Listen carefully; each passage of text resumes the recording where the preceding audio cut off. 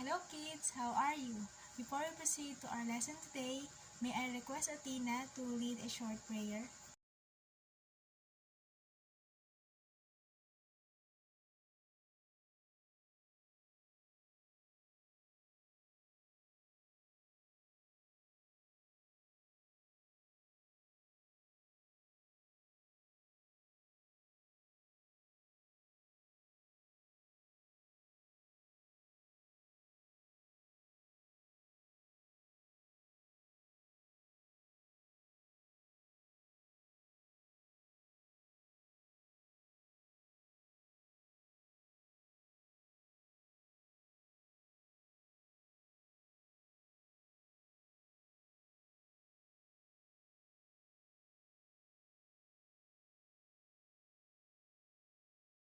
Kindly check and pick up the trash you see. Thank you and take your seat now. Before we start, let us watch a video and then let's try to sing it together. This song is the number band song. A part and a part make a whole. A part and a part make a whole. When I add a part to another part, my two parts make a whole. A part and a part make a whole. A part and a part make a whole. When I add a part to another part, my two parts make a whole.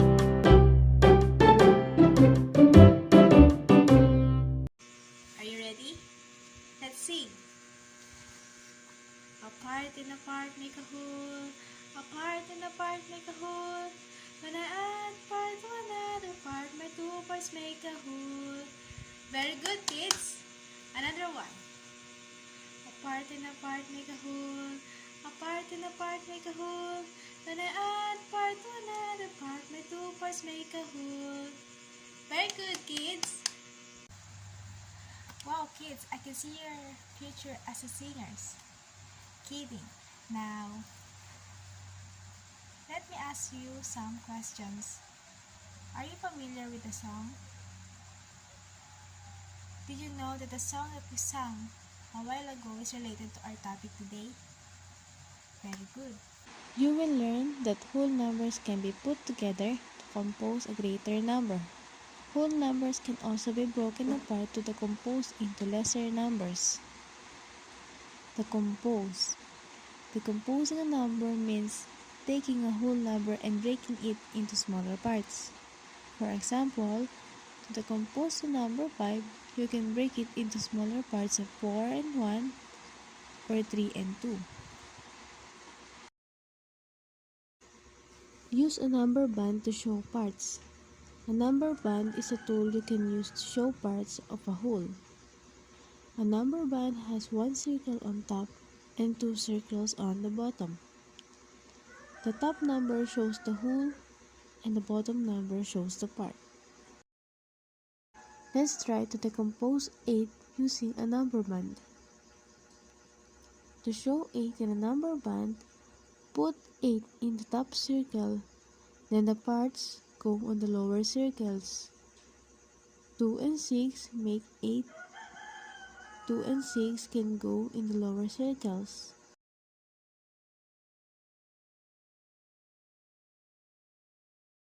Composing a number means taking two lesser numbers and combining them to make a greater whole number. For example, a group of 4 and a group of 2 make 6.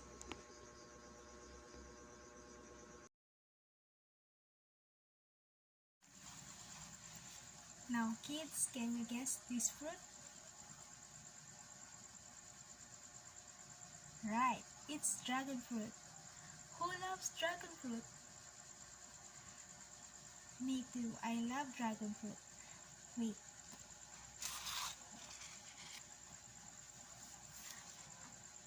It's dragon fruit, right?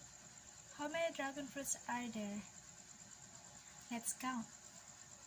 1, 2, 3, 4.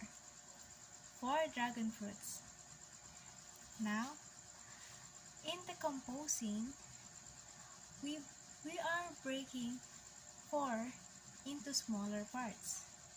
So 4 is 2 and 2. 1, 2, dragon fruits, and 1, 2 dragon fruits is 4. Now that you know how to compose and decompose, let's play a game called Fun Objects, Compose, and Decompose Me. So first, we have to pick one object that we're going to compose or decompose. A star. So we're going to compose and decompose stars.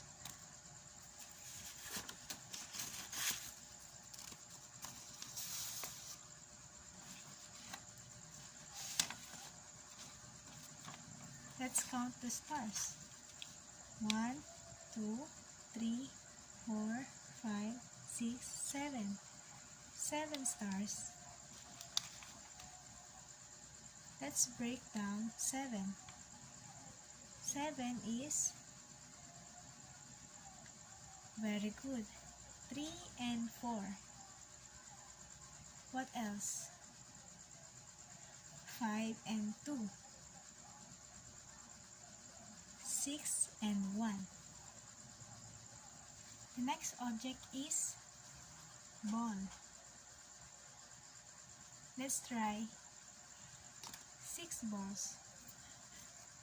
Let's break down 6 balls. Oh, 6 balls is 3 and 3, 2 and 4, 5 and 6.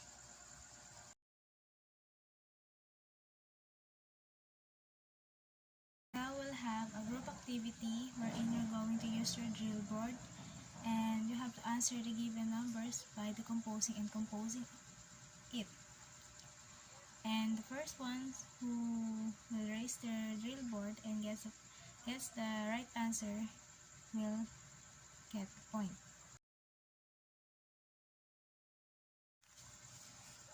Okay, now bring out your mathematics notebook and then try to answer this one.